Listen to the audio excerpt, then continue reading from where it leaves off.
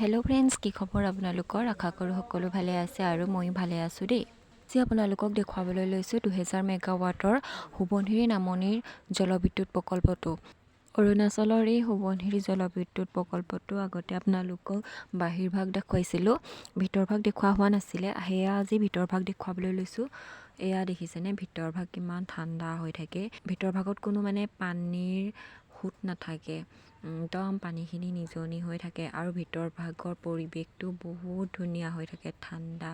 কাম চলি আছে, এতিয়াও সম্পূৰ্ণ হোৱাগৈ নাই। ইয়াৰে ভিতৰত যিখিনি মানুহ কৰ্মৰত হৈ আছে তেওঁলোকে যে নিজৰ জীৱনটোক বহুত ৰিস্কত লৈ কাম কৰিব লাগে। কেতিয়াবা যে কাম কৰি থাকোঁতে পাহাৰৰ পৰা ডাঙৰ ডাঙৰ শিল বাগৰি আহি হেঁচা মাৰি ধৰে তেওঁলোকক, তেতিয়া যে একেবাৰে জীৱন মৰণৰ সৈতে যুঁজিবলগীয়া হৈ যায়। আৰু এয়া দেখিছেনে বাহিৰ ভাগ, কেনেকুৱা পানীৰ সোঁত, পানীৰ মাত শুনিছেনে? একদম মোৰ ওচৰত গৈ চাবলৈ ভয় লাগি যায়।